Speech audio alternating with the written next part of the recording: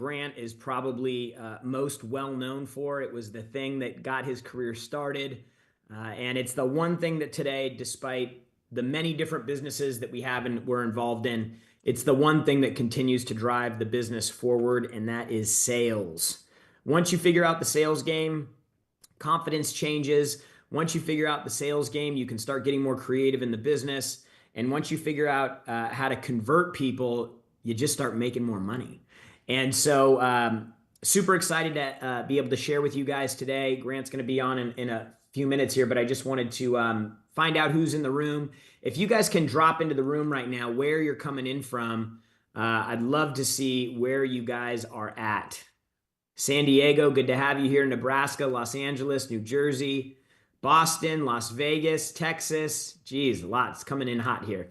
Latvia, Lithuania, the Netherlands, Zimbabwe, Arizona, Barcelona. Man, it's flying through here. Dubai, New Mexico, Philly, Pakistan, London, Nigeria, Poland. We got international folks in the house here. For those of you guys who don't know me, my name's Jared Glenn. I'm the president of Grant Cardone Enterprises. I've been with Grant for 15 years. And when we got started last week, if you were on this call, we talked about marketing. And when I got started with Grant, we had zero marketing. We were spending no money in advertising. There were no real leads other than name cards from Grant. He'd come back in the office from the road and he'd drop a stack of name cards on my desk, and that became my leads list. The website didn't have lead form on it, so we weren't grabbing leads from the website. We didn't have products that we were selling on e-commerce. And so the only way that I had the ability to go out and start growing the business was by picking up this phone here and calling people that I didn't know and getting out of obscurity with them, getting in front of them, getting their attention, and then putting together a very compelling sales pitch. And for the first few years that I was with Grant, Missouri, I see you. For the first few years that I was with Grant, that was the play that we ran. It was all cold calls. It's very difficult to be successful on cold calls when you're selling a higher ticket product. It's still a way a lot of businesses continue to grow and expand their companies. But man, if you're not good at it, it's brutal. It's very difficult. And so I had the opportunity, because we only had a handful of employees at the time, 3 or 4. I had the opportunity to have Grant over my shoulder, and I got to hear him on calls, and I got to go through his programs and be a part of the seminars that he used to do. And so I started picking up all of these sales concepts, and as I learned them, I didn't know if it was going to work or not, and it was uncomfortable to say some of these things because it just didn't make sense. But when it started working, I was like, give me all that you can. And that for me took probably about 1.5 years to really like settle in and hook in. And then my personal income became a rocket ride, and it had grown every year over year, sometimes by 2 or 3x. So it really changed the game for me. So that I know who's in the room, what kind of businesses are you guys in?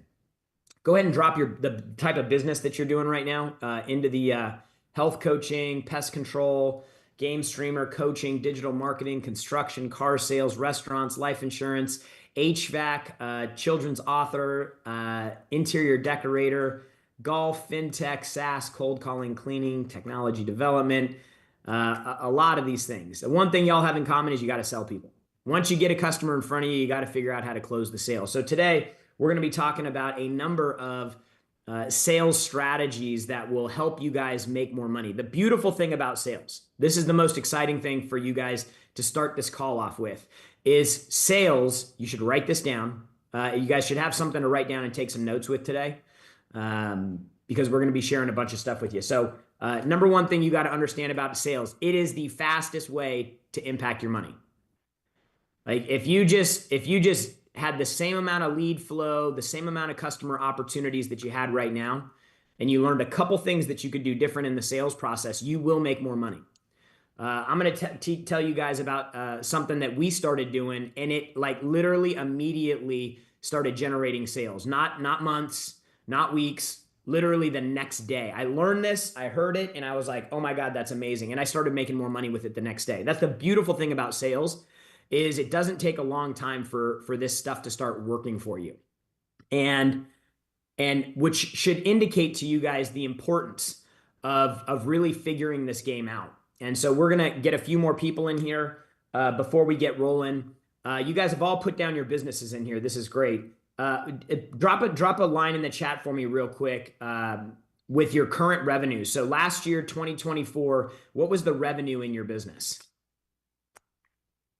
100K, 150K, 300K, 56K, 450,000, just launched $1 million, 2 million, 500K, 130K, just getting started, 220K, 90K, 9 million,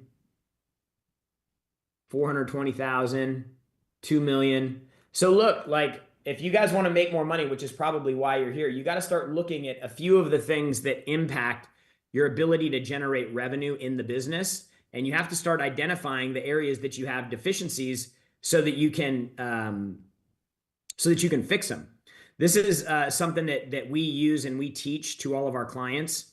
It really is a good guide for you. This is our sales and scaling system right here. This is a very simple framework that you can follow in your business so that you can get more structure around what you're doing. And you can see here at the very top, it all starts with an idea and a target. You know, we are very target driven. If you aim at nothing, you'll hit nothing. And so building out proper targets is really where the business starts. Then you got to work into getting attention. You got to get known. This is what we talked about last week. You got to start promoting yourself. You got to get in front of more people. You got to generate leads, which means you have to start packaging offers and messages that get people to convert. The majority of leads do not convert, which is what we talked about last week. Only about 2% of the leads that you have will convert on the first pass. So they require management. You have to follow up with them. You have to have campaigns set up for them. You've got to do this in an automated way because it's impossible to do with manual sending of emails. You have to have a plan and a strategy built out for this because you'll double your revenue if you just manage leads. Most salespeople, they get a lead. Most businesses, they get a lead. They call the customer. The customer says no on the first call. Most customers say no on the first call. But when you put them into a lead nurturing process and a lead management strategy, you'll end up pulling about a double in revenue. That's what it is for us. And so it's a really important strategy to build out. Again, we covered lead management stuff last week. Today, we're talking about sales. That's step 5 on the wheel. That's what you're doing to actually convert the traffic.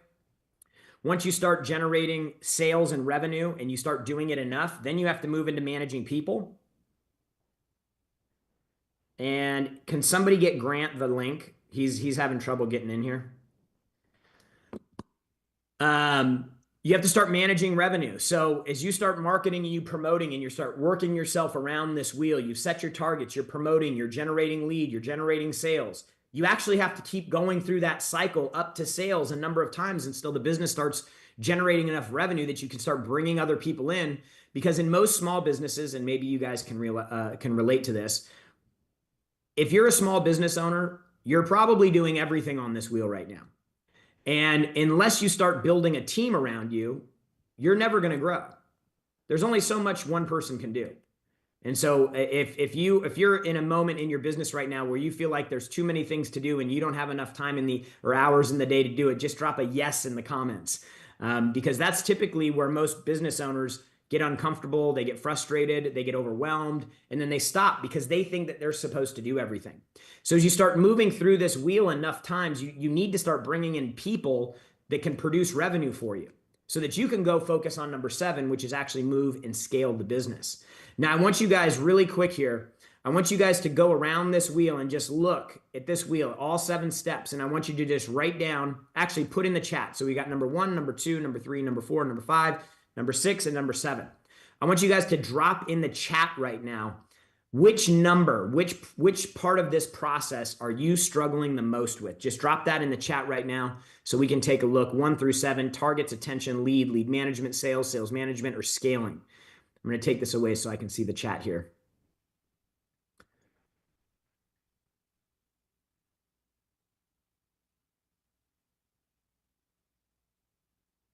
The first part about improving is figuring out where you're short, where you're deficient. And so that wheel is going to be a good framework for you guys to follow through. We talk about this a lot in our coaching programs. We talk about it with our business training programs and the consulting that we do. It's like a stable piece that you guys can constantly go back and look at and identify, like, hey, where is the thing that I need to focus on? And wherever you have that weakness or you have that lack of confidence or that lack of certainty, that's the thing you need to educate on. That's all you're running into. When you're putting those numbers in the chat and you're like, hey, I'm bumping into this. What do I need to do differently? How do I fix this? How do I solve it? The answer is you need to learn something in that area that you don't know that's holding you back. And so that sales and scaling system, regardless, we've gone through this sales and scaling system in our own business probably 10 or 15 times. Every cycle we go and there's new evolutions of the business. And the strategies have to change, the people have to change, and you continue to grow and evolve through this deal here. We're talking about number 6 today, which is sales. I'm sorry, number 5 today, which is sales on the sales wheel. And so what I want to do as we're getting rolling here, I think Grant's popping in. Yeah, Jared, can you? Is there a way to show the circle? By the way, this is not, as Jared said, this is probably linear more than it is a circle, but in reality, this thing never actually stops. So like, this is the first time you're rolling around this, you might only have one idea. As you roll to attention, start getting leads or not getting leads, you're going to start understanding and discovering things about your marketing, getting attention, number 2. That might spawn you to have new ideas because of feedback from your leads about new ideas or products or services. So you could be running 1, 2, 3, 4, and all of a sudden find out something. If you're paying attention, you're going to find out something that adds to number 1 again. Like this is all happening. Like this does not happen as an individual thing. This really happens as it's an organism that's being built.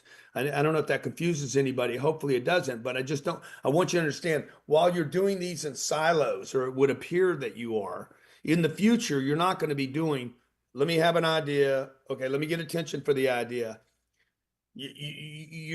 Like in my business, we might have an idea for a new product going public. Let's say we were going to go public. Let's say one of my partners, when I was 32 years old, there was no other partners, right? 15 or 20 years later, I'm still running this same thing. It's just the circle got way bigger. And let's say one of my partners suggested going public, but he needs time, 18 months or so, to clean up everything, to get everything audited, to get everything in line. And I'm like, what do I have that could go public now? Okay. Or maybe I'm writing a book and I can't write a book because I have a contract with another group. This actually happened to us. I had a contract to write a book and the contract was for like 24 months. They had first rights on the next book. I had an idea before that contract was up for another book, another product, if you will. So don't let that contract get in the way. Like, how do I spit something off, or how do I have another company or another LLC? How do I make it get done while I'm getting attention for the old book and the new book and keeping things running? And trust me, folks, the more you have going on, the easier it is. The easier it is to have more going on. It's actually more difficult to have less going on. Jared, would you agree with that? 100%. A rolling stone collects no moss. Yeah, and I know it sounds like how could it be easier to run 100 things than 10? Because you're going to be adding people that are going to be getting attention, that are going to be generating leads. Like, Jared, remember the idea about the $10,000 California? Just think about the 2 things. I can't tell everybody everything. Yeah. Like, I am so locked in this morning on my next thing in my life and how that's going to play out and work. So folks, and then we'll open it up to questions, but there's going to be a wheel. You're going to start with the original wheel, right? One wheel. Maybe your idea is to go create a company to raise money for real estate. And you're going to start getting attention for it. And then you're going to start getting leads for investors, leads for deals, leads with brokers. And you got to start managing all this activity. And hopefully somebody's going to give you some money in number 5. They're going to give you money. Now, if you don't understand the sales process, raising money is a sales process. And if you're like, oh, well, I don't have my paperwork in order yet, I can't raise money, you just destroyed the entire sales process. Because one of the rules in sales is write up the customer, period. Write up the prospect, period. The prospect is qualified. Maybe not for what you have today, but for something in the future, they are qualified.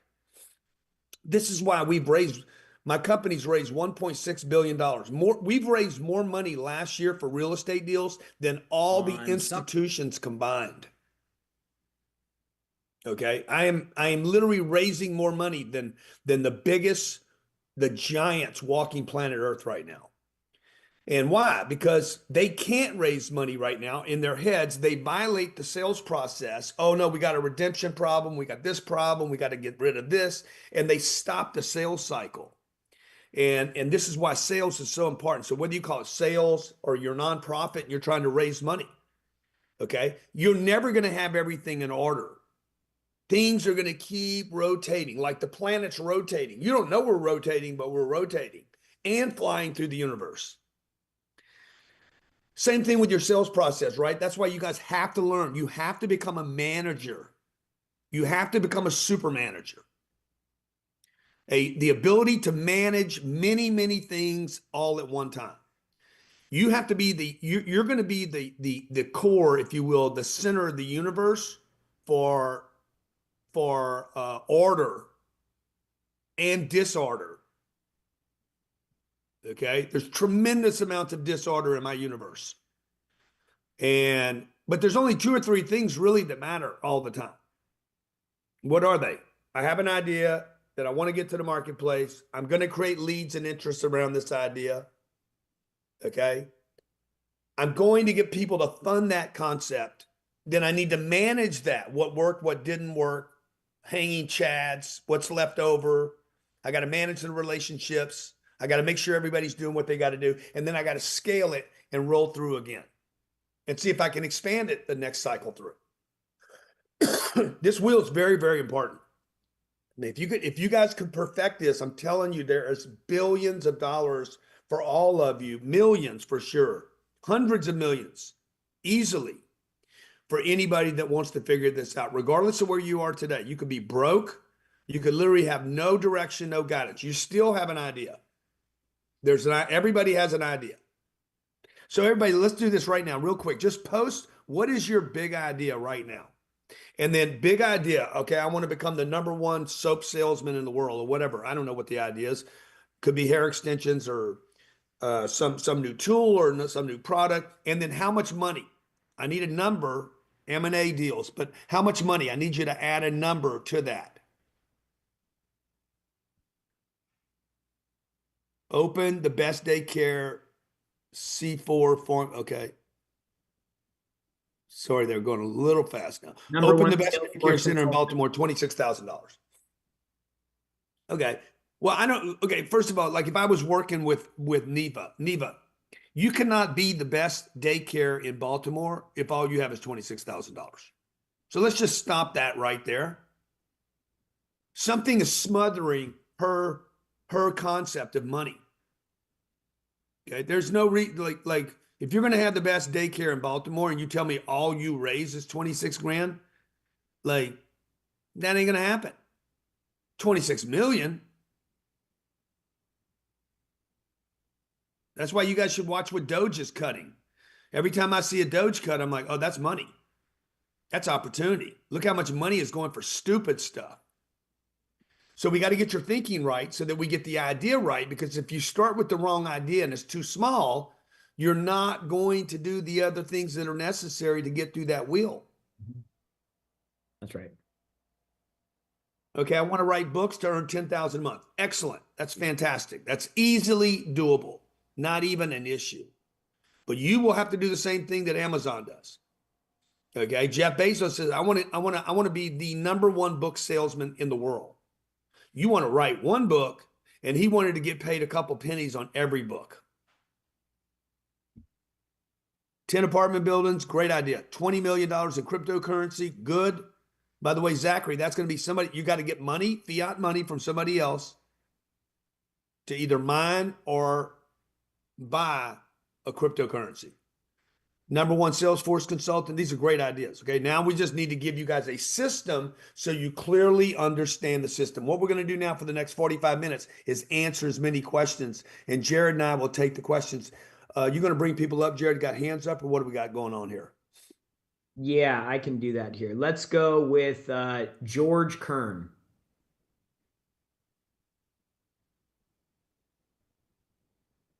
Hey guys, Yeah, let's go to somebody until he gets his, you got a bad connection, brother. You're rubber banding pretty hard. All right, let's go to Belinda Hool. Hey, Grant. Hey Thanks there. so much for your help. You're So welcome. I know that you talk about obscurity being the biggest killer of business. And in my case, like literally it's killing people because we do first responder training and they're making life and death decisions, but also they're impacting their nervous systems by not being able to manage them and then landing up with PTSD, depression, suicide. And so my question is, we feel like we have an answer for this in the training that we do. And I'm curious how you would 10x sales on this. So what are you raising money for? I mean, what is it what is it you would give me for me to give you money? We do training. So we have a particular kind of training methodology that includes play and neuroscience so that they can really understand themselves and then be able to operate with more resilience and be able to deal with people and try and avoid unnecessary death and those kinds of things. Uh-huh. And so who's your customer? Right now we work with police departments, co-responding units. We have a big contract with the city of Albuquerque, who is the first in the nation to do a new kind of first response. And so those are our biggest clients. Yeah, well, look, there's got to be government programs for this, right? To me, when you say this, I can't think about how this is not a government program. Now, it could be you raising money for first responders, and then you don't sell it, you give it to the first responders. Oh, got what you mean. Okay. So I would invert it like, hey, I would invert it and maybe talk about how you are the solution for first responders. Guys, they give their lives to you. They give their time to you. They give their time away for you. They risk their lives for you. Okay, let's give them the gift that will put them back, at 100%. So they're not suffering because they saved your family. Wow. Okay. I can get on board with that. So that's one angle. The other angle is the government angle. Okay. No matter how much Trump cuts and no matter how much they cut or Doge cuts, bro, the government will always spend too much money. And they're going to cut, but big deal. It's still going to be too fat, too much money, too much waste. No matter what Elon does, Elon can't be there every day forever.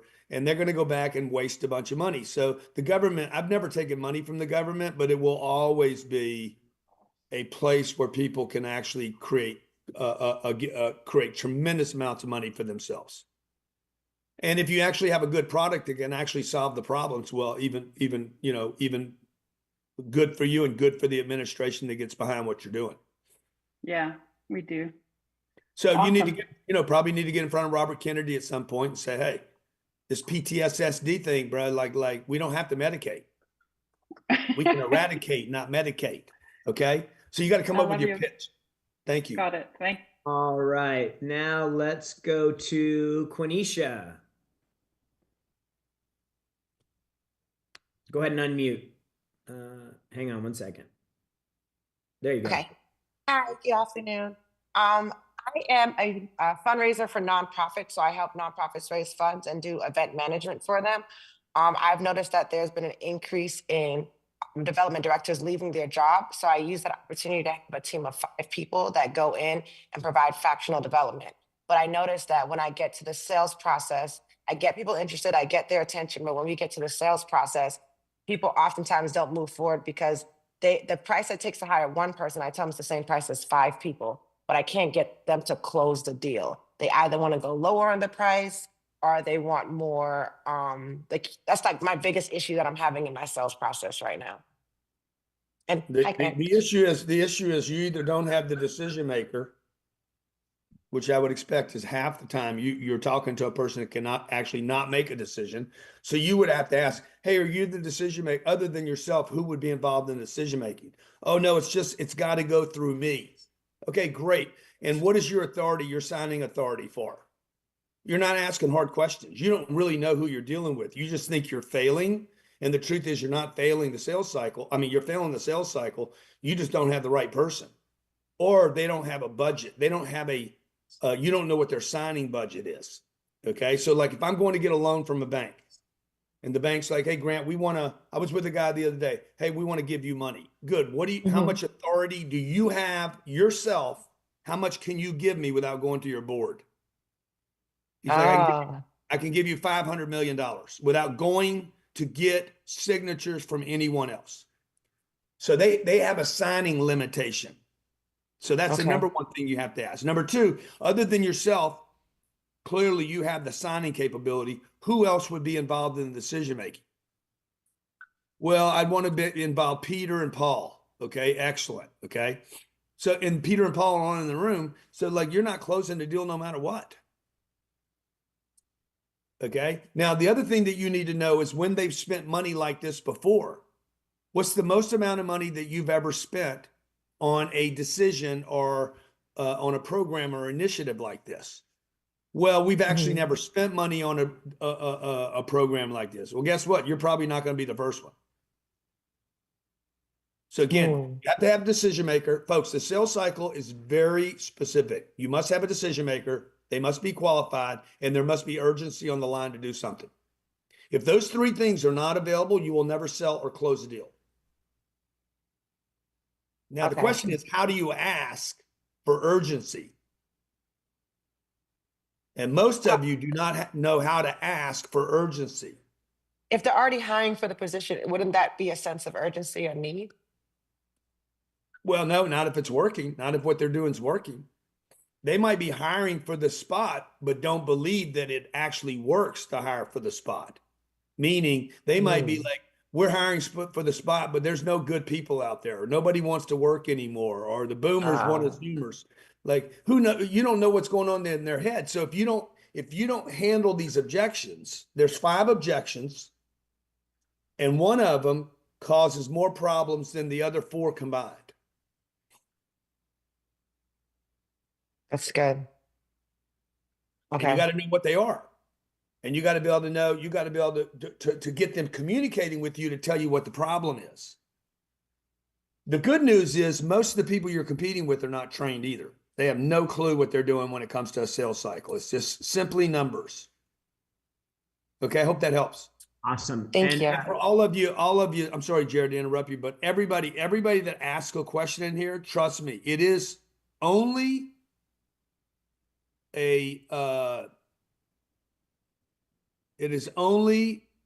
what's the words I'm trying to use? Only at some point in time in the future, you will need the answer to the questions that I'm answering. All right, we're going to go to Marta. Now it's just a matter of time is what I was trying to say, Jared. Yeah. I just couldn't get it out, bro. How you like my hat, Jared? I'm thinking about making this black MAGA hat, Make America Great Again. I love it. I love it. I know it upsets some people when I rock it. But right, Marta, I like the bill. I actually just put it on because I like the way it feels. It gives me that baseball look. Yeah. That very strong, Hey guys, good morning. Morning. Actually, it's probably afternoon over there. So I am a real estate agent. And by the way, Grant, thank you for all the material. I've been at your Cardone University for months, and it's done tremendous. I couldn't even make one call. It would kill me to call somebody. But now I'm up to 40 a day. Nice. Good job. And I'm getting traction, but I feel like I'm getting fatigued. Like 40 calls, and I'm like mentally exhausted. Like, what are some tips and tricks when you were like back in the day when you were calling a bunch of people? Like, what would you do to get your brain like back in the game? Like, Yeah, is there well, what I something- would do is I would make another call. When you think you're fatigued, you make another call. Okay. And that's the only way you break the fatigue. So look, you could be making 40 calls an hour. You just Yeah. you gotta break you gotta crack through the barrier, right? And so number two is you're probably around a bunch of dumb wits that tell you, oh my God, that's impossible. So be careful who you're hanging around and who they're telling. Like you wouldn't even work for us if you could only make 40 calls. You definitely wouldn't be bragging about it at my place. I'd be like, 40 calls. Is your name Marta Long or Marta Short? Like, come on, don't be a fool, man. You can make more than 40 calls. It's 200 a day just to stay on the team for us.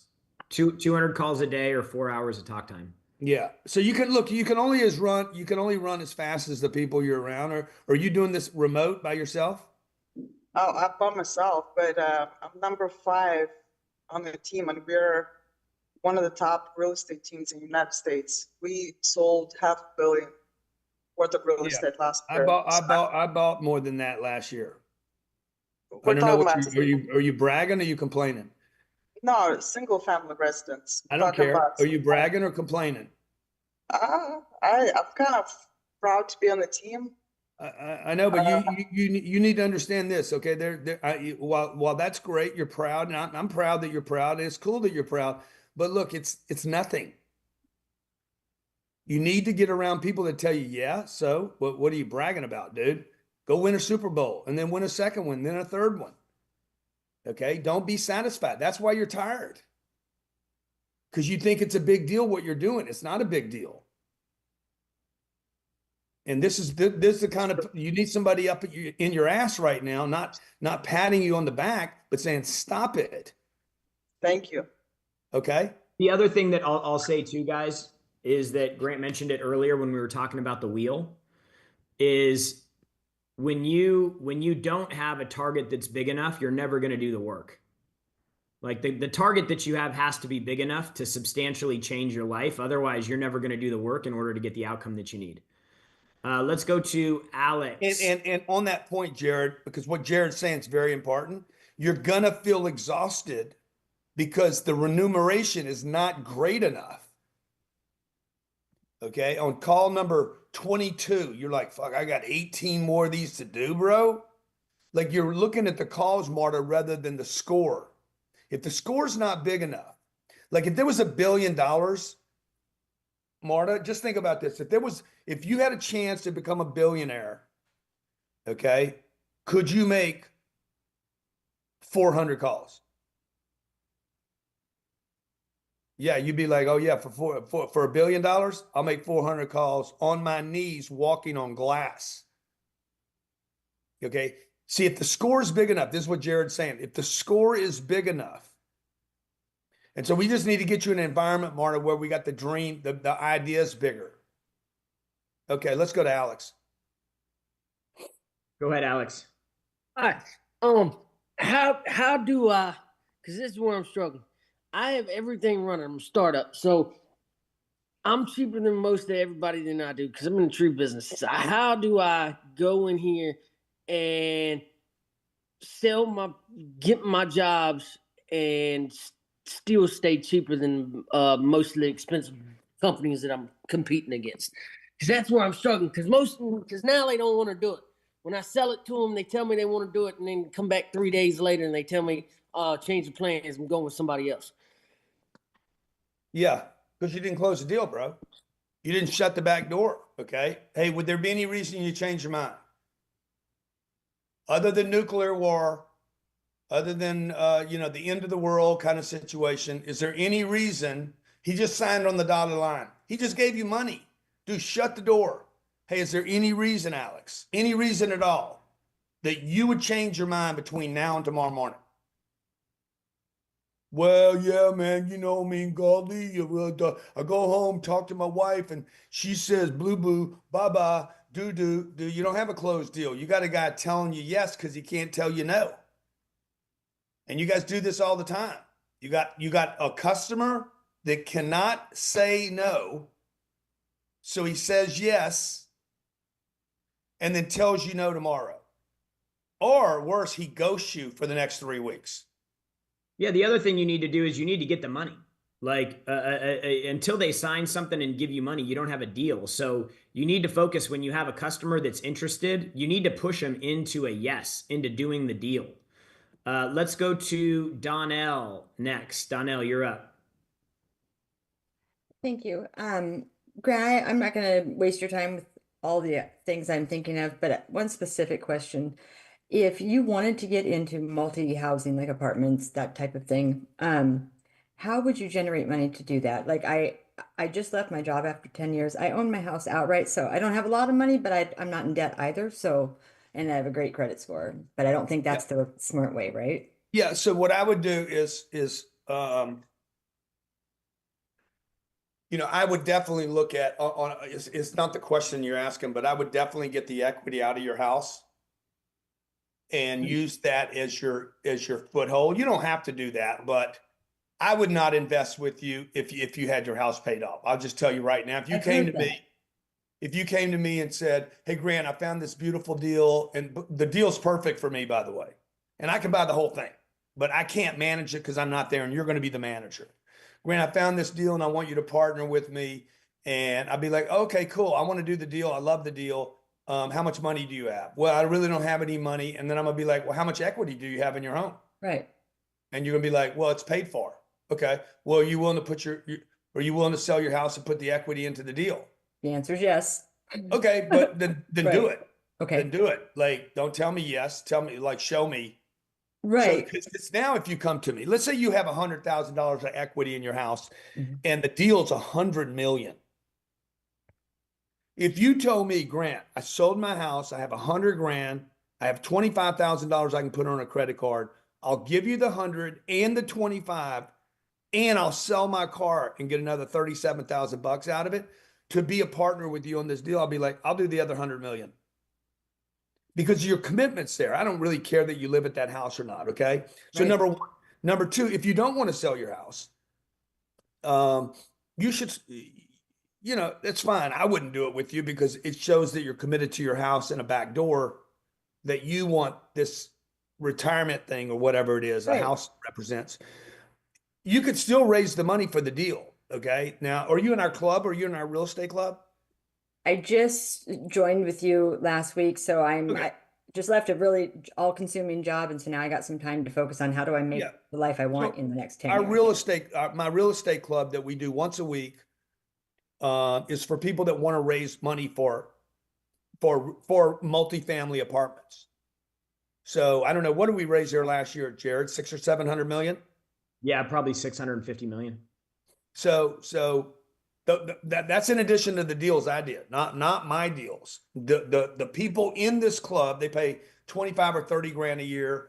We meet once a week, 4 times a year we meet in person, and they bring deals to the group to raise money. Now you don't have to join that group, but clubs are one of the best places to raise money. Okay. Real estate clubs, and they have them all over the country. I'm not the only one that has one. But I'm on these calls probably 95% of the time. I'm on those calls and I'm looking at deals, and I might be like, hey, I like your deal. It's too small for me, but I love your deal and you guys should fund the deal. We just had a mother-daughter team that raised $60 million for a deal in Miami. I live in Miami, but the deal was smaller than something I would do. So they brought the deal to the group and raised the money for it.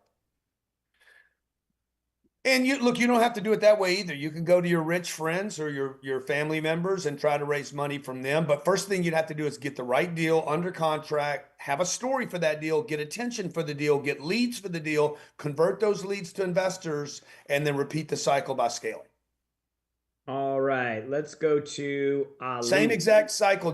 Jared, can you show the circle again just to show somebody? This is also okay, let's say the target right here, Jared, and we could even do this, Jared, for the growth conference. Uh-huh. Hey, I want to raise $1 billion for real estate or for tech companies or for a new crypto idea. I want to raise money. Good. Get attention, create leads, lead management, convert. Number 5, sales, convert leads into investors, manage the investors' money and the leads, and then scale the cycle. Same thing, we're raising money for a charity. We should have one for charities, Jared. We should also have one for investors, and we should have one for selling a product. And just slightly, Jared, change the titles of each one. Yeah, You know what I'm saying? I do. Hmm. I do. All right, let's go to Casey Hardison. Casey Hardison, you are next.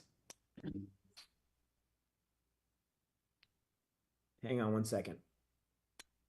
There you go. Go ahead and unmute. There you go. Oh, I'm muted? Yep. Yeah, so basically, I want to know how I can scale my, so I have a home improvement business that I'm trying to, scale from the ground up, start up everything. I'm trying to get, I'm trying to establish it into like real estate, stuff like that. And, other industries as well, such as like, commercial and, I'm sorry, I gotta get nervous. I have a hard time with speaking here. So I'll be wanting to say things, but it come out too fast. So you have a home improvement business and you want to try to figure out how to get more customers. Yeah, pretty much. Basically, so right now, it's just me by myself right now. So I'm just trying to build a team and, also find, like clients or whatever. Well, I would just tell you, you need to go back to that wheel. Yeah. Like you got a home improvement business, you want to get it rolling. This is the flow. You've got a target home improvement business, how much revenue you want to do in 25. Then you got to go out and market. You got to get attention for it. You got to do that enough that you start generating leads. By the way, attention doesn't just mean social media. Knocking doors in the neighborhoods you want to do work at is also a way of getting attention. Picking up the phone and making a cold call is a way of getting attention. Direct mail. Going to real estate conferences, going to Chamber of Commerce meetings, reaching Dude, just communicating right here. So Casey, like you when you communicate, bro, like your communication, you kind of looked off to the side. I couldn't quite hear you. I didn't know what you're saying. Bro, you got to learn how to hit somebody. You got to learn how to hit them. Okay. When you communicate, you want to penetrate. You want to be very clear and concise. Like, I don't even know what your question was. It just kind of went everywhere. If you don't mind me telling you the truth. So like, let me see. Can I see his background? All these things matter, folks. Okay. Let me see his background. I can't, I'm seeing everybody. Let me see. Hang on one second. I'm stopping the Yeah, get rid of the picture, Jared. There he is. Okay. So look, you got this thing on vertical. I guess you're on your phone. Are you on your phone? Yeah. Yeah. Yeah. Okay. So it kind of cuts off the whole picture. You got that virtual thing going on in the background. So it throws up this mohawk on top of your head. And that's my hair. Oh, it is? Okay. Okay. Yeah. Yeah. It comes in and out, right? So, and then I only get part of you, only get like a third of you. Turn your phone sideways and watch what happens. There Yeah, look at the difference, bro. Look at the difference. Boom, you're bigger. You want to be big, folks. So everything matters. Light matters. Like I'm in this room that's got all this gold light. It's terrible, right? But like everything matters, okay? First the idea, then the attention, and how you guys get attention every day. Like you got to blast. You got to learn how to blast. You cannot afford to be an introvert if you want to be successful. All right. And if you're the introvert, fine, but you're going to have somebody be the spokesman for the company. But you also it's not natural for a lot of people to get out in front of folks. Like I know when I first started working for Grant, like it wasn't natural for me to make cold calls. It wasn't natural for me to go into a place with a bunch of people that that I didn't know. You know, most of them were much older and way more successful than I was. It was entirely uncomfortable, but you just got to keep putting yourself in situations where you can work that out. And if the goal and the target that you have isn't big enough, dude, you're going to walk into a room full of people. You're going to talk to nobody. You're going to walk out and you're going to go, man, this is bullshit. I don't need to do all this. I'll just keep doing what I'm doing right now, making just enough money to keep me comfortable. Right. So look, we just got to work on all that, bro. Where do you start? You start first with the attention. Like, one, you want to be sure you got an idea that you feel good about. And then you got to know, like, there's none of these guys you cannot be good at. You guys have to master all these. Sorry, you have to master all of them. Because if you get good at attention and then you don't know how to organize the leads, you don't have a CRM, you don't know how to find out, okay, these are buyers and these are non-buyers, or these are qualified but not qualified for this at this time. If you don't know how to organize all that activity, then you're going to quit talking to it. All right. Because you know, hey, I don't know what to do with all this stuff anyway. It's like I was at this event the other night and a guy wants to give me his business card. I'm like, bro, you want to give me your card? Okay, but like, I know I'm throwing it in the trash. So like, you can give it to me, but I don't even know what to do with it once you give it to me because I don't know what we're doing. Okay, hope that helps. Thanks, Casey, for being here, man. Appreciate you. All right, let's go to Sergio Tapia.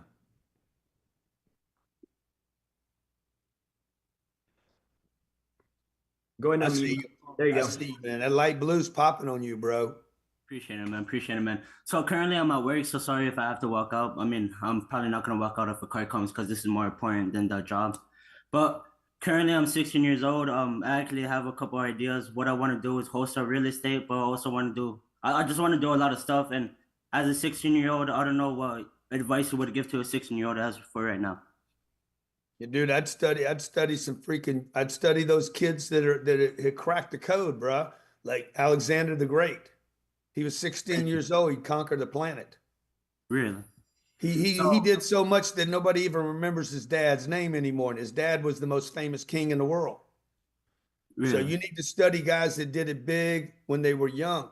Number one. Number two, don't hang around the other 16-year-olds.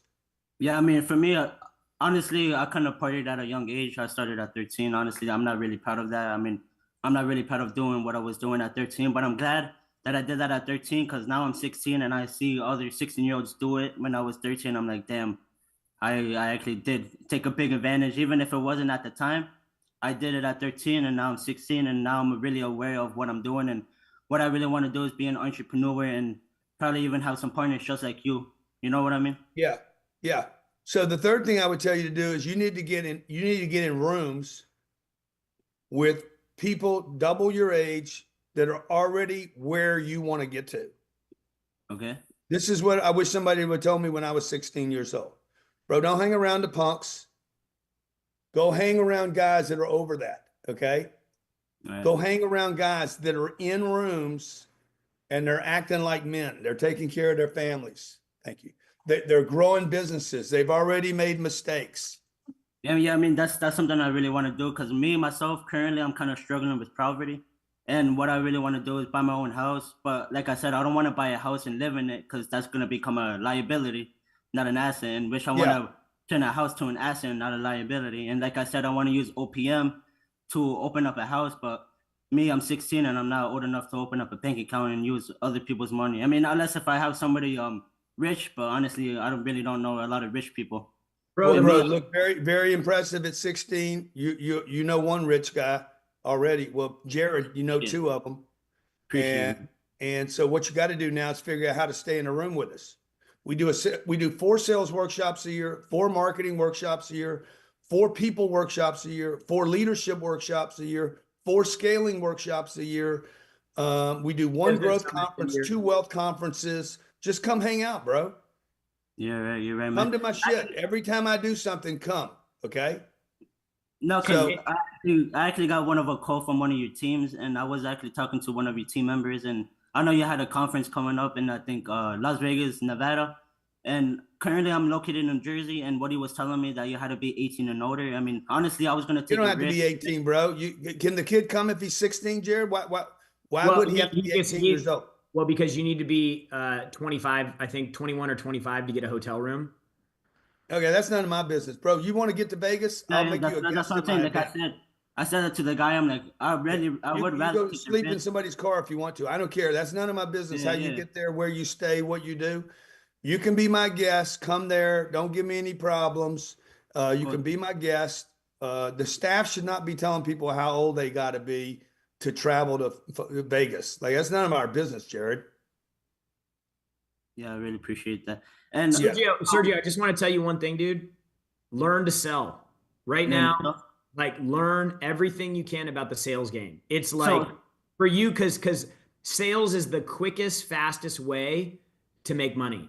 Like, and you're rewarded based on your production. And Jared, you're going to be rewarded because you're only 16. You're going to be the marketplace is going to reward you because you're young. They're not going to give you that break when you're 36. They're going to be like, shit, bro, I don't care. You're 36. I'm gonna beat you up like the rest of the marketplace. Now they're going to give you credit for being a youngin. Okay, man, I'll do it because you're young. Yeah, you're right, man. So Okay. currently, I make music. I make rap music, and what is a big step I could Bro, do? but now you're drifting all over the place. Now you're losing credibility. Okay, now you're like La La Land and Doo Doo, and now you're a rapper. Next thing you're gonna know, you tell me you're a stripper, and I have to take the Vegas trip back Yo. from you. But now you're getting weird, bro. Yeah, you're right. I'll man. just Stay tell in the you this, lane. Sergio. There's the average income for a musician is about 30 grand a year. 30 grand a year.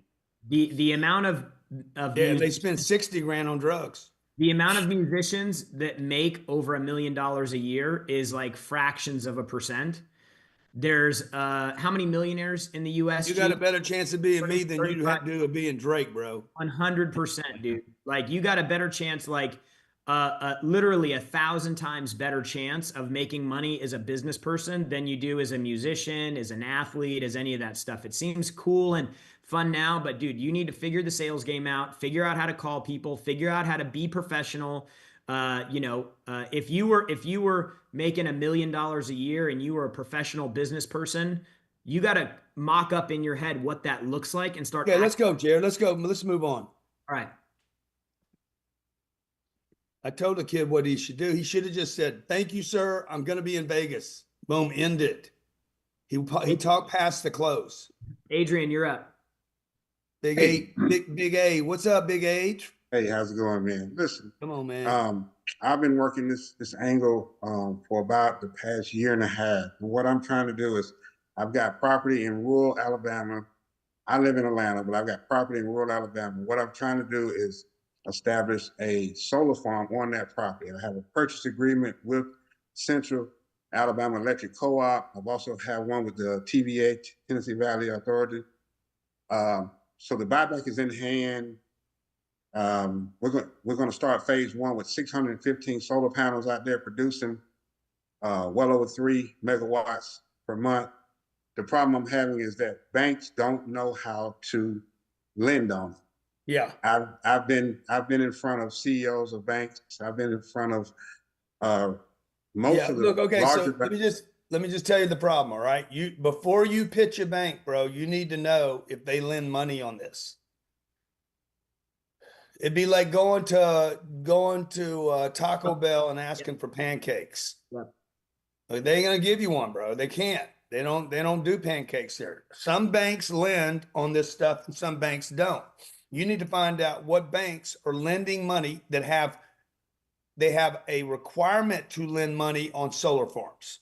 You're going to the wrong banks. I did this when I was young. I was going to get multifamily loans from banks that did not lend on multifamily. And so what they did, they wouldn't tell me that. They never tell you they don't lend on that. They tell you, yeah, blah, blah, da, da. Right. Exactly. They bring you in, they sit you down, now. they shake your hands and jerk you around, and then you're calling back and forth trying to figure out what's You need to going ask on. this. Have you ever done a loan on a solar farm? And this is the thing I was faced with. I went to a bank, South Point in Birmingham, Alabama. They got the solar panels on the building. They know the numbers. They see the specs. Said they were going to do the deal. Hadn't heard anything back. That was Yeah, but you should. You want to know what you should ask them? What's that? Have you ever lent a penny for a solar farm? The answer to that I know is no, because they're telling me that I would be the Good. first. Then why are you talking to them? Why are you talking to them? You think they're gonna give a black man their first loan for a You solar said farm? it. Come on, Thank man. you. How do I get through this, man? It ain't because you're black. It ain't because you're black. It's because you're talking to a bank that don't fucking lend money on solar farms. If you wanted to buy a car, they give you a loan. Yeah, easy. You're talking to the wrong bank, bro. You're talking to the wrong bank. That's all. Like, you just got the wrong bank. Okay. So you need to find out who is lending money. You need to go do the research. Who's lending money on solar farms? And it may not be a bank in Alabama. That's right. It might not be a bank in Atlanta or Georgia or wherever you're at. Maybe you need to raise money the way I raise money. I'm all ears. Okay. Maybe you need to buy a piece of real estate that has income on it and then add the solar later and Gotcha. get a loan for an apartment deal that funds the solar. Got you. Okay. Got you. Thanks for being here, Adrian. Good luck, bro. Yeah. Thanks, Adrian. Yeah. And I hope all of you guys, how many people are in here right now? 1,100 people? Yep. Man, I hope you guys stay close to us and don't think that in 45 minutes I can answer every question. We can help you guys. You guys that want to grow, you guys that want to scale, you guys that are sick and tired of making excuses for not living up to your full potential. I'm going to tell you, I'll tell you the truth every time. If you ever saw that video where I said, if you're making 400 grand a year, you should be ashamed of yourself. If you guys were offended by that or anything that I ever say, I'm just telling you the truth. Because I know what your potential is. And it's much greater than you think it is. And you don't have anybody around you pushing you to say, bro, stop the nonsense. You guys can do more than you're doing. How many of you agree you can do more than you're doing right now? Look at this. Okay. Now I know that you guys can do 10 times what you're doing because we work with a lot of people that we've helped do 50x and 100x more than they were doing. I took a business 4 years ago, maybe 5 years ago now. It was doing 200 grand a year. It made $14 million last month because the guy that was running the company's a dumbass. And the worst part is he's still a dumbass. And so now he's going to cry about, how we stole the business from him. I didn't steal the business from him. We took a business that was making 200 grand. We created new products, new services, new opportunities, got the right attention. Show the wheel again. We got the right attention for the company, started generating and organizing leads, took those leads and offered them products and services. And the company went from making 200 grand a year to $14 million a month. That's not an accident, okay? That is a plan. That's a strategy. It's a system. And we want all you guys to get on this system. We'll support you. We'll help you. We'll guide you. We'll promote you through it. And the goal would be for us to help you scale in number 7. Once you start making some sales, we scale it. And who knows, maybe we even partner with you. How many of you would rather own 20% of a $1 billion company than 100% of a $200,000 company? That's the deal we made this dude. And now he's all over the internet crying from podcast to podcast, crying like a little bitch about how he got taken advantage of. He didn't get taken advantage of. We built his business. And I'm going to tell you, I'd rather 20% of $1 billion than 100% of 200 grand. Ali, you're up. Yeah. Well, thank you. First of all, I just want to thank Grant for this great chance. when it comes here with the appointments, it's been working. The reason for the call, right? That is essential, and that's not an issue. Now, when I'm conducting the Zoom and I show them then the AI power software, so they can start looking for deals, multifamily, single family, everything is okay, everything is perfect. But when they're telling me the last 2 weeks is that they want to hold off right now because of the situation of the economy, you know. So that is the real objection, because I asked them, is there any other reason, you know? And that is something that I'm struggling. So Yeah, it's just okay. an idea. Okay, so here's the deal. You're doing great, by the way. I love that you know what we're doing. You're the first person today that I know for sure is studying my material. I can hear it. I know you're doing it. Now, what you should have done is this. The economy, other than the economy, what else are you concerned about? Okay, I'm typing. Okay, other than the economy, other than Trump, other than the Commerce Secretary, the Treasury, or interest rates, what else would be your concern? Oh, no, really, that's it. Okay, well, let me ask you this. How do you feel about the price? Now you're going to break down every part of this deal. The price, the down payment, the monthly payments, the term of the contract. How do you feel about those things? On a scale from 1 to 10, 10 is you are completely satisfied. Okay? How would you rate the price? I'd give the price a 10. It's fine. How about the down payment? That's fine. How about the monthly payments? Well, I'm struggling with how we're going to make this payment.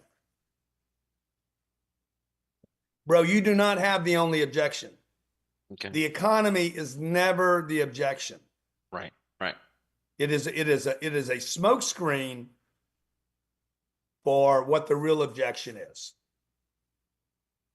Okay.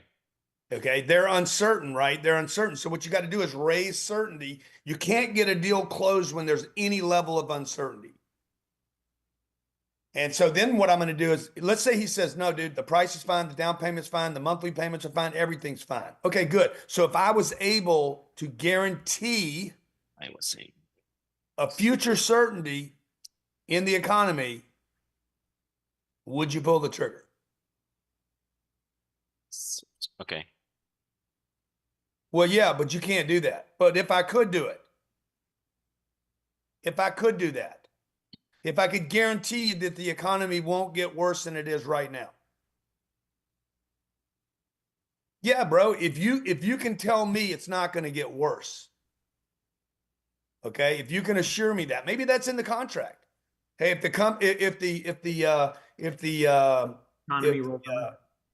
economy dips below blah blah blah GDP, we'll waive your payments that month. So many ways to finish this deal, bro, but you just got to keep working the angles out. And you have to know this. The rule is the rule of one. There is never more than one reason somebody doesn't close. There's only one, and your job is to get to the one. There's never two reasons. There's only one. All right. The other thing too, Ali, is that the one thing that Grant's talking about is typically unspoken. It's not the thing that they're telling you, it's something else. And so when you talk about objections and the category of objections, the fifth that he's speaking of is the unspoken objection. And that's really what you're trying to dig and figure out. Okay, Robbie, you're up. Thanks. Yep, you got it. Hey, thank you, Grant. Really good training. I signed up for coming to Vegas. Really excited to be there. Awesome. My present profession is I'm a licensed financial professional, but I want to expand into real estate and see I'm doing good where I'm doing, but I wanted to know how best we can scale from where I am, teaching people in the financial field, building their businesses, to expanding my portfolio into serving as for expanding into real estate as well.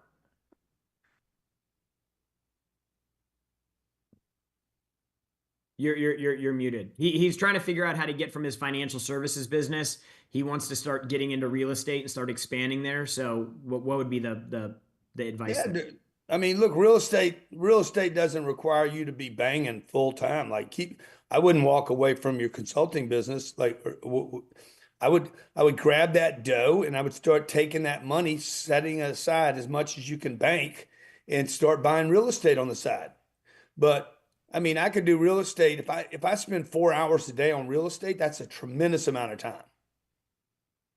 You would be spending 28 hours a week. That's 320 hours a year. You could buy a lot of real estate if you're spending 300 hours a year on it. You don't need, once you buy the real estate, bro, there's nothing to do. Then you just kind of sit and watch the real estate. You just collect the rents once a month. That's why real estate is such a cool passive income asset to invest in. And the other thing too is that the thing you're bumping into, Robbie, right now, and thanks for being here. The thing that you're bumping into right now is the uncertainty of not really knowing what are the next steps to take. And so that's why a program like our mentoring program or our real estate club would be a great fit for you, because it's going to help you develop more certainty in actually what's required to be successful there. So I would just start educating yourself more so you get more confident in that area. Kevin Miller, you're up.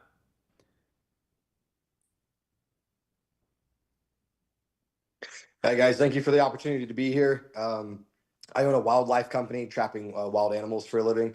I'm trying to figure out how to contact home builders that build these like big multi-million-dollar homes, because I do work for them. Home builders know how to build homes, but they don't know how to seal them up to prevent mice from getting in, squirrels, raccoons, what have you. And so basically pitch them and say, hey, when you're done building, I want to come in and I want to basically critter proof it. So that way there's no more, there's no issues going forward, that kind of thing. Instead of just waiting for customers to call me, hey, I got raccoons in my attic, and then I go handle it. I want to just be there with them once they're done, and then know that I'm good to go. Yeah, so you need to blanket neighborhoods, man. Like door knocking? Dude, like have you seen wild raccoons with rabies in your neighborhood? Call me today. Yeah. I'd have a big picture of a fucking wild ass raccoon with shit coming down his damn chin saying, have you seen this animal? He's loose in your neighborhood. So some good marketing stuff. All right, cool. Yeah. No. But dude, hey, you're talking about a sales pipeline. Who are the builders? How do you get in contact with them? It's going to take more than one call. Plan to make 50 calls to them. Don't rely on one deal. Don't rely on one industry. I'd talk to real estate agents too. You could talk to home remodelers. Anybody who has access to a door, roofers. You could do a JV affiliate deal with any home services type company. Yeah, but Jared, my idea is better than that. Have a relationship with Dude, Jared, my ideas. Just admit it. My ideas. Whose idea is better, mine or Jared's? Guys, put GC or JG. Oh yeah, mine's gonna get some phone calls, bro. Even get that raccoon biting some little child like 6 years old with their arm all dragged up, like. Yeah, I mean, shit. I'm going viral for a video. I got a 26 million view video of catching a huge ass raccoon. So. Dude, that'd be awesome, bro. That'd be awesome. Use that. Yeah, I was gonna say, like, obviously millions of people, tens of millions of people love what I do. So kind of just like figure out how to like get out there more with marketing stuff, better marketing material. Like you said, like it's okay to kind of use you could sell raccoon insurance, bro. You could sell raccoon insurance. You could be like, for $19 a month, I can guarantee that a raccoon will never bite one of your children. And I guarantee you somebody would pay you. More than likely, yeah. There's a lot of those people out here for sure. Not a lot of country folk out here. Yeah. Or even make up the name of some new animal, like like chupacabra raccoon. Yeah. Yeah. That'd be awesome. Raccoon. Yeah. Cool. So it sounds like I just need to do like a lot of cold calling and just getting people's faces. Or no, dude, you could do direct mail. Nobody's using direct mail. I don't know why you got I don't know why we're not using direct mail, Jared. Every time I say this, I'm telling you it works. Okay. But Jared doesn't use it because if Jared's like, oh, I don't even open my mail, whatever. It doesn't mean you won't. Yeah. All right. I get mail at my house every day and I look at it. Right. So do I. So. Yeah. All right, Kev. Thanks for being here, man. Good luck. Thanks. All right. Let's go to Bill Pompanilla.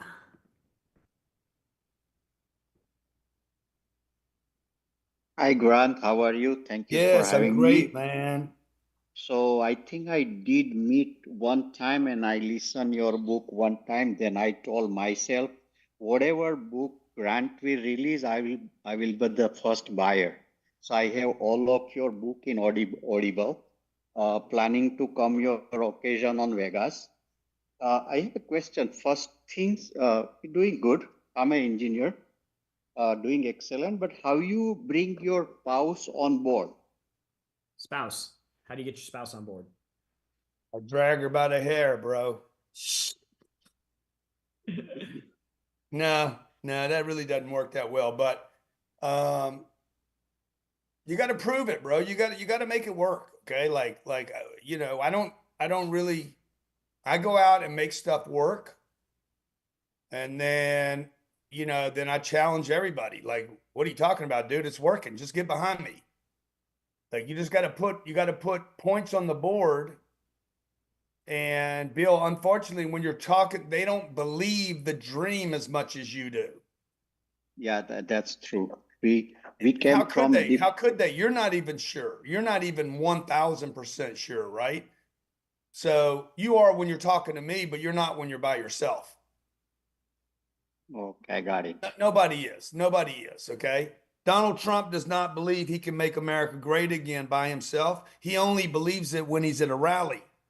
Okay, I got you. And then he's got fucking 57,000 people say, yeah. And then he's like, shit, man, maybe I can. So for everybody, this is a very important distinction. Like, how much you can believe by yourself is different than how much you can believe when you're around people that support you. So, okay. Bill, you need to get around some people. Your wife can't deliver everything that you need. Okay. And So sometimes another, just one little more question. After certain age, you're doing great. You kind of feel why you need more. You have a lot. So how to deal with that things? So basically, when things are going well and you're comfortable and you feel good, like what's the why to keep pushing? Yeah, no, I mean, this is why your wife doesn't want to do anymore. She's like, I'm good. I got the house, we got the kids, we got our health. Why do you want all this? I bet you I sound exactly like her right now. Okay. Why can't you just be happy? Bill, what's wrong with you? What's wrong with you? You got some kind of issues. You need to see a doctor. Yeah. Like, because now what you got to do is you got to show her a different lifestyle, bro, that she's like, wow, this would be cool. But another bigger house or another car, none of that's going to do it for her. Yeah. And this is why you struggle with the spouse, because the score's not big enough to effectively change, enough. Hey, Jared, people are asking where the buy link is. Is there a buy link? What can they buy? They can go to 10xgrowthcon.com and they can grab a ticket, or they can call the office to the event. Come sit through 3 days of this, guys. 3 days, 19th, 20th, and 21st. I just put the link up. One small for the kids, how to motivate them to have a burning desire. Like we all came from they're not going to have a burning desire, Bill. Or they live in America? Yes, that's no, bro. They ain't going to have the burning desire that you have. So when I come first time, I didn't know people don't work Friday, Saturday, Sunday. I work day and night all time. Yeah, of course. I feel happy looking road, all the facility, nice people, nice country, but the kids don't have that burning point, and I always no, they don't. So you can't expect them to have it either. So why would they have it? They're comfortable. Okay. So don't pay their bill or just. So I don't know. I mean, I took one of my kids into negotiations. It was a $100 million negotiation. And I made her a deal that if we walked out with X, she was going to get a piece of it. Okay, good. Bro, she was freaking jacked up. Okay. But she got to live in the negotiation. She had to go be in the discomfort of grown men wanting to get violent. Okay. Thank you. You know, and then Thank she was asked to do stuff like, hey, go get a picture with him right now, right? Go talk to him right now. Oh my God, I don't want to do that. I know I don't want to do this either, but this is the score. So you got to trick people into getting involved. Okay, Jared, this was very good. Guys, we have 3 weeks. No, Jared, we have what? 8, 9, 11 days before the largest business conference in the world. And I want Martin to be there, Laurel, Ahmed, Kevin, Bill, Christopher. I want you guys to come to this event. Shane, Frank, Brian Mason, Gabriel, C4 Move, Shelby. I want you guys to come to this event. Las Vegas, March 19th, 20th, and 21st. The 21st is my birthday. Come celebrate my birthday with me. Come on. Okay, the place is sold out. I'll tell you right now, we're completely sold out right now. I can only get you on a waiting list. So if you want to come, if it's the right time for you to blow up, talk to my team, call them up and say, hey, put me on a waiting list. I want to be there. If you don't want to be there, don't bother my team. But if you want to be there, if you're ready to get around some greatness for 3 days, if this is the right time for you, if you're ready to mix it up and go to the next level, you're sick and tired of just being sick and tired. Or maybe you're not sick and maybe you're not tired, but maybe you're just comfortable, which is even worse. Because trust me, the comfortable are sick. They're just not tired. I want to talk to Kenneth Honor right now. This guy looks like a straight up real professional. And I need to talk to him. I want to see, he's got his hand up. And then Kevin Evans. What's Sorry, up, Kenneth? Go ahead, unmute, Kenneth. There you go. This guy looks serious to me, You're Jared. muted. You're muted. Unmute one more time. There you go. All right. Y'all can hear me? Yep. Okay. Well, actually, I'm an artist. I do paintings, like mirrors and stuff like that. And I'm trying to get to a place to where I'm building revenue with my artwork. Because it seems like, I don't get a chance to actually grow. It's all dependent on how much work I'm able to do. So I'm trying to get to a point, and I have some ideas as far as like children books and things like that. But I just want to get to a point to where I'm growing revenue and it's not based on me actually holding the brush 24/7. If you know what I mean. Yeah, I mean that's part of the issue with a business like that is you're being paid based on the service that you provide and what you produce, and there can be a limit to that. So, looking outside of things, number one, I would just say that you got to get your money right. Like you got to find a way to sell your art in the murals and get paid for it. And then as you become busier, like if you got so busy that you're like, I don't have time, it's going to take 6 months, then you start raising your prices. And you start thinning the herd out, and then you start raising your prices up so you're getting compensated more for your time. That's where I would focus first, is being like, how can I make 300, 400, 500 grand a year if you're not already making that? How can I make 300, 400, 500 grand a year just selling my paintings? And then once I do that, then I can start figuring out some of these other things. But a mistake that people make too frequently is they don't get the first flow right before they try to add something else. And so it splits your energy, it splits your power, it splits your focus, and then you end up with two things that don't work. So I would really focus on how you can start delivering a consistent product. Where do you find those customers at? What problems are they trying to solve? How quick does it take for you to get work? How busy can you be? And then start looking at, okay, how do I get beyond that?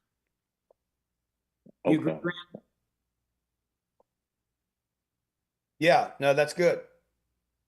Yeah, bro, but you got, your space is full of poverty thinking, bro, and suppression.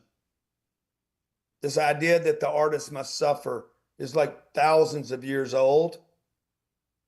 And I mean, even the guys at the top of the food chain, look at what Ye's saying every day.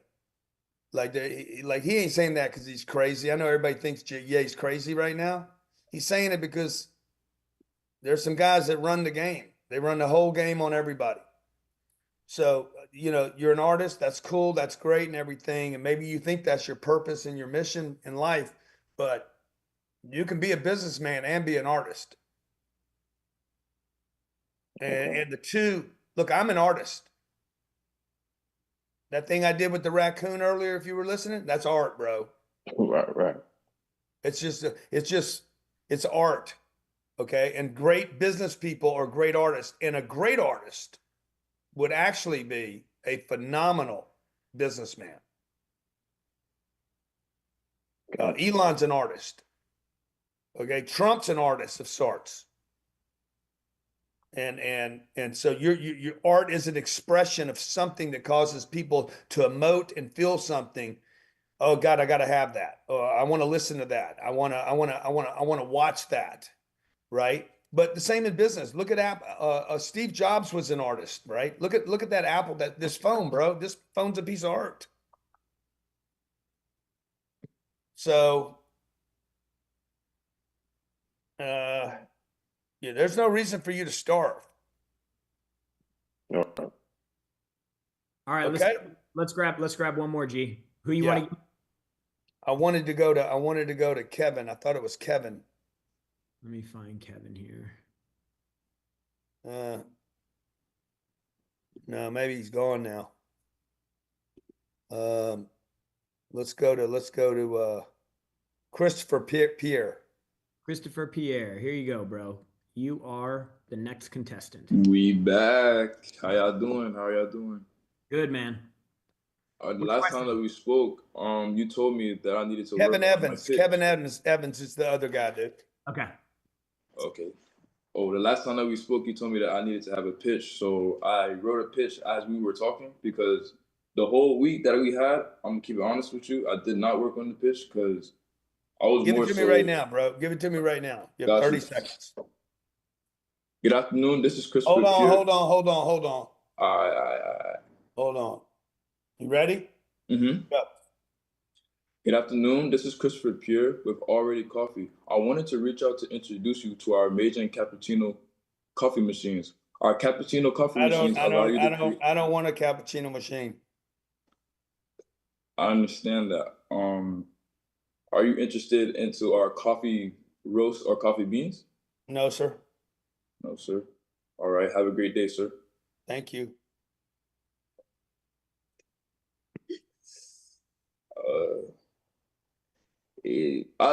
The reason why I even want to tell you that pitch because not only I accept criticism. Terrible, bro. Terrible. Sure. Terrible. Was it terrible, Scarlett?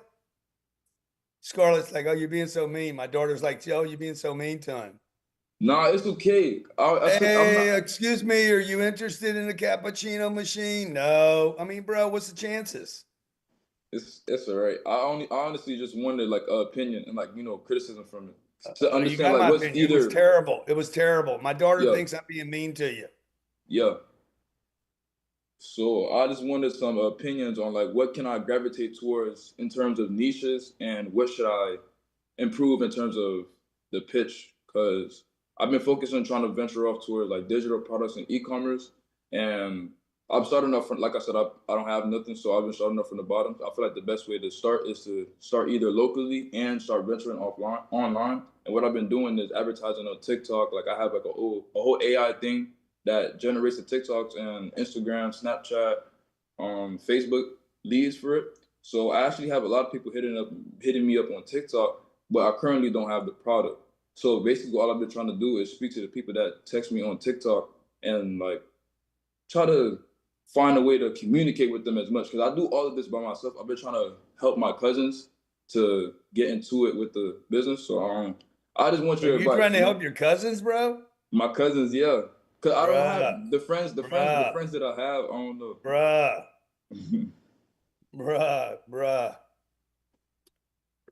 You don't need to worry about your cousins right now. You need to worry about yourself. Look, you need to get on Cardone University and learn how to sell something. Quit drifting all over TikTok and Snapchat and blah, blah, I'm gonna go do this. You got to get good at one thing. That pitch. Yeah. You learn that pitch, bro. Yes, sir. So you're seeing all these kids on it, supposedly getting rich on TikTok. They ain't getting rich, bro. All right, Kevin Evans, you're up.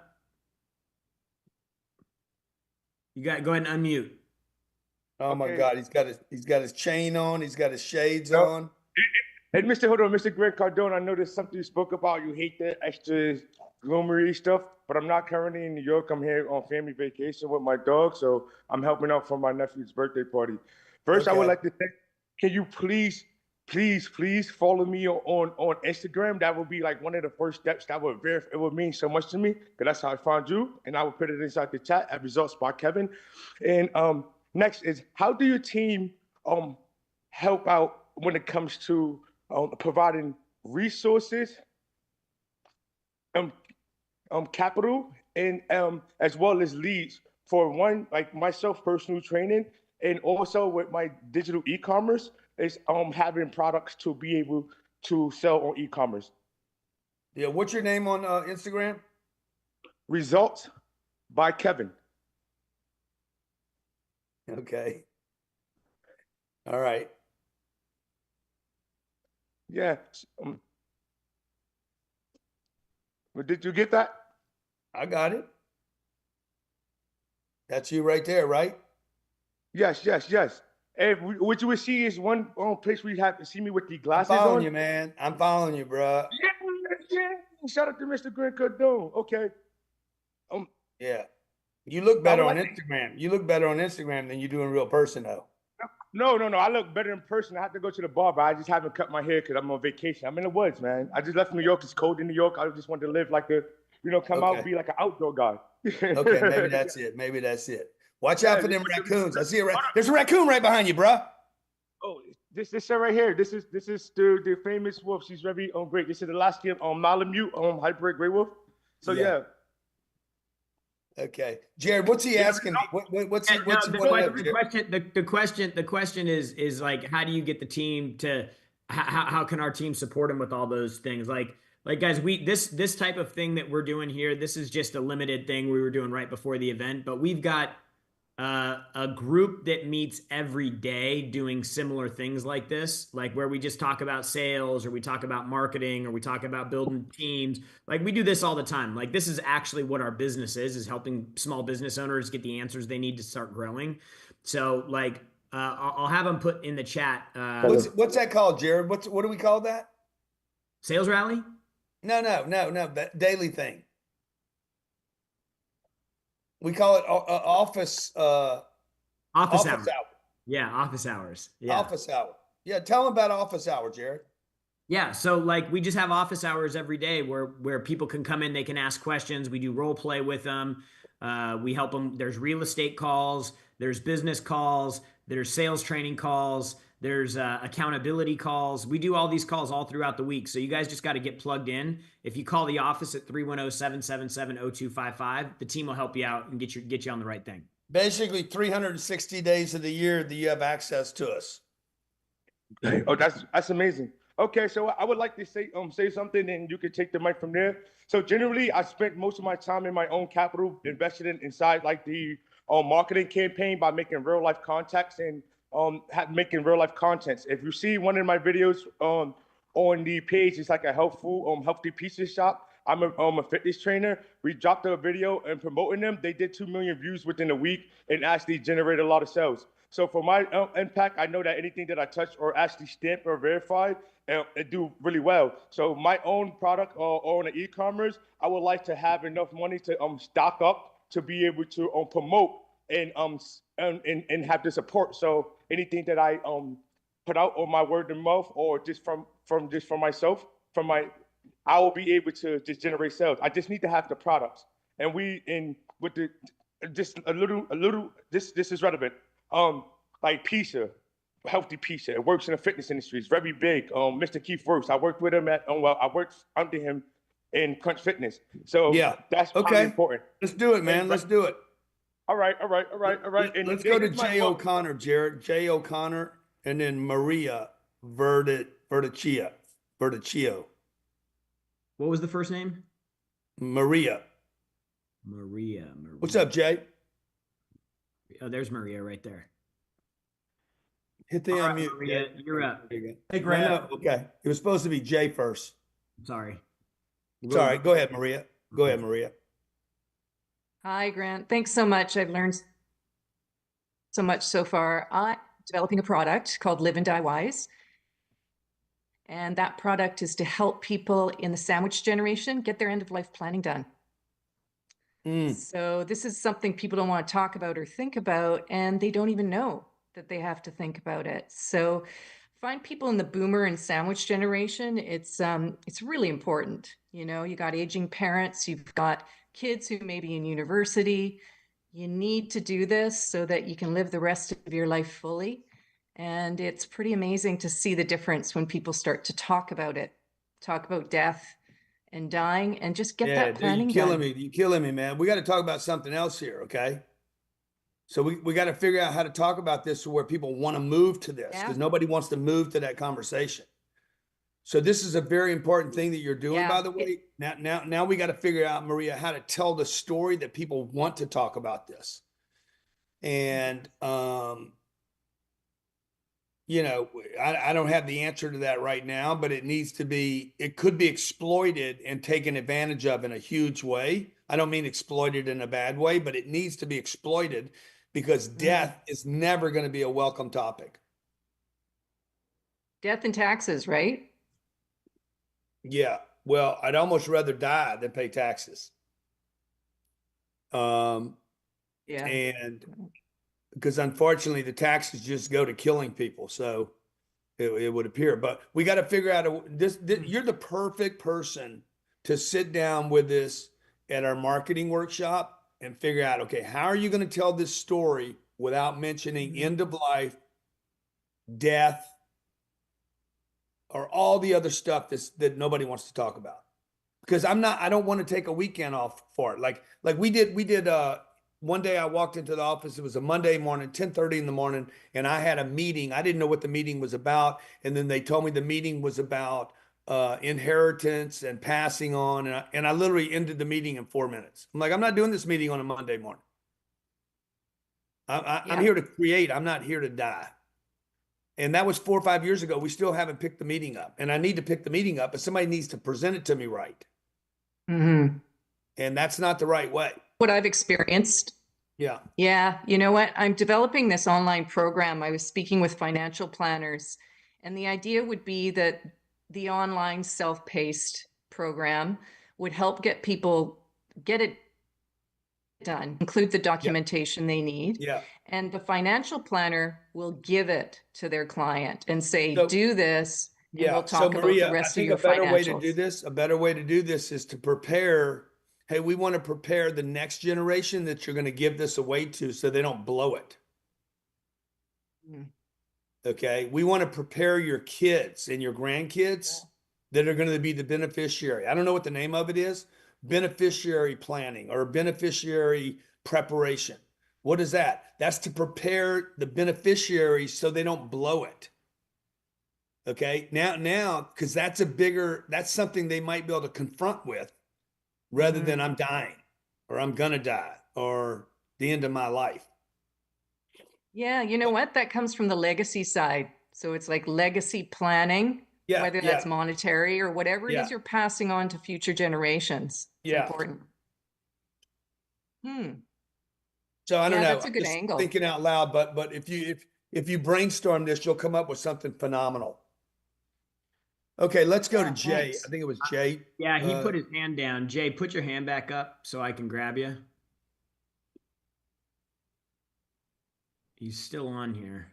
That's that white privilege. He had his hand up. He's like, he ain't gonna call me the first time. I'm out of here. There he goes. He got it up now. Okay. Track him down. There he is right there. Okay. You are. Man, it's a great audience, Jared, that you have here today. Yeah, you're welcome. Yeah, you're welcome. Great job, Jared. Jay, how you doing, man? Hey, Grant. I'm the CEO of a very fast-growing B2B software company. We got a tiger by the tail here. My question is this: what are the 3 most effective ways to double how much our B2B sales reps sell per year? Well, triple the staff. On per rep. I'm trying to figure out how to do it per rep. Okay.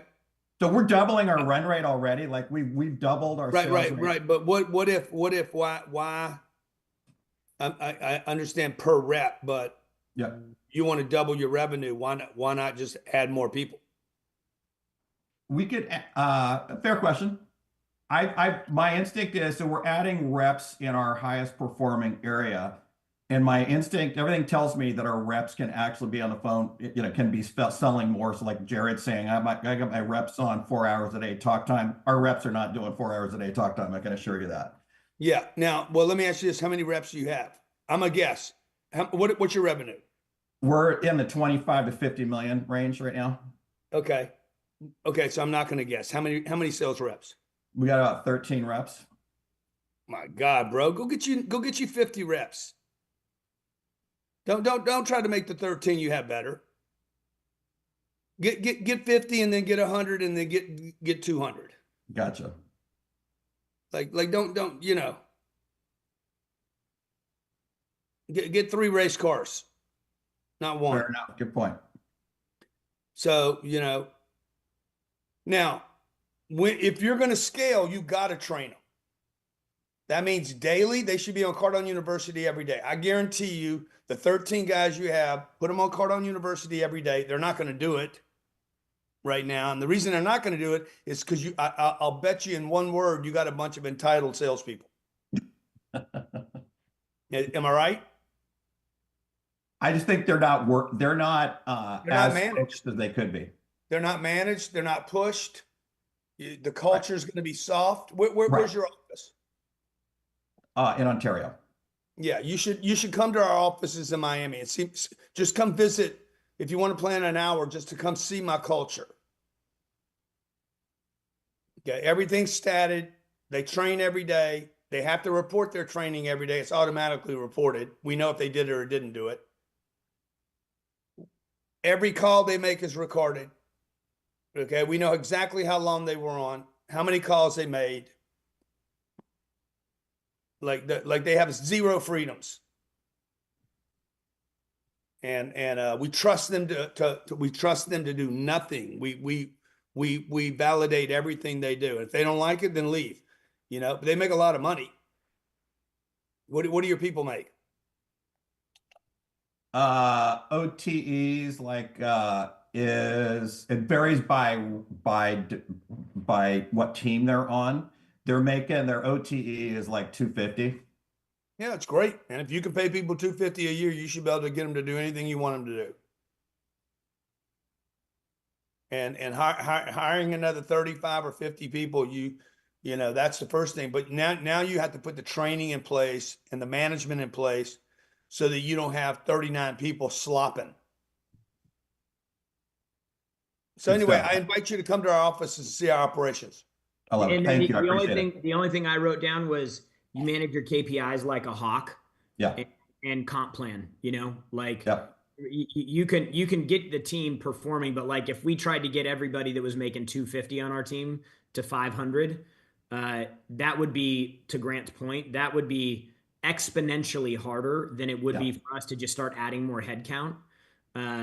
Because you can only make a 5 into an 8. Like 9s and 10s are anomalies, and you got a better chance of building a system to train 5s and 6s to become 8s than going out and finding more 9s and 10s. Right. Thank you. I appreciate your come on down, Jay. Before you guys become the 51st state, come on down while you're still Canadian. Okay, guys, this has been great today. An hour and 38 minutes with a great people that I wish I could have got to everybody in the room. We look forward to getting to know all of you better. Again, every year we do 4 sales workshops every year. You can come to any of those you want to. 4 marketing workshops. Whenever you want to come to Miami and join us for what we do with marketing, we do 2 of them in Miami and 2 in Scottsdale. We do 4 to 6 10x 360s a year, where we take companies that are doing $1 million, $3 million, $5 million, and $10 million and scale them 10x. We do 4 real estate workshops a year. We'd love to have you. One time a year,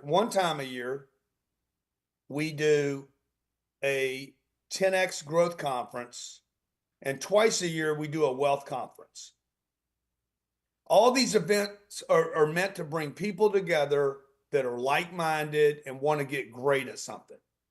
So we'd love to do business with you. We'd like to know you better. We'd like to get to know your business better, your problems and your challenges better, and we'd like to assist you in finding your full potential.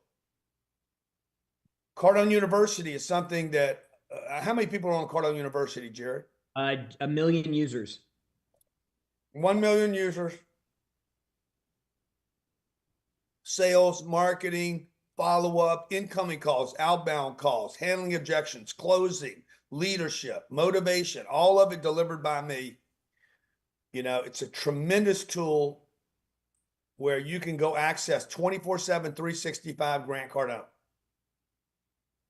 We are democratizing success for people. We are teaching you exactly what it takes to build and grow your revenue, your business, your brand, your reputation, and to create massive level of success for you and your business. We are not government funded. We have no sponsors. We assist you directly.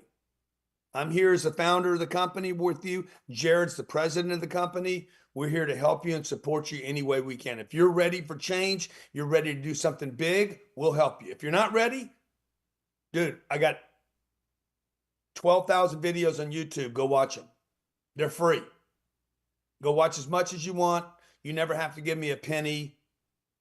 My goal is to find the people that want to go to the next level and are willing to invest in themselves, their business, and their future. And you're willing to pay the price. You're willing to work, step in and do the hard work. I'm not for everybody, but I am for the winners. I'm not the only way, by the way. Okay, I didn't have anybody help me. I went it by myself. I don't recommend it to anybody. If I'd have had help, I'd have got where I'm at today a lot faster than if I'd have gone it alone. Okay, Jared, great job today. Thank you. Yep. Appreciate everybody for being here. Thanks so much. We're going to be doing this again next weekend on Saturday. That's the last training that we're going to do before the 10X Growth Conference. So keep an eye on your email for your invites to that.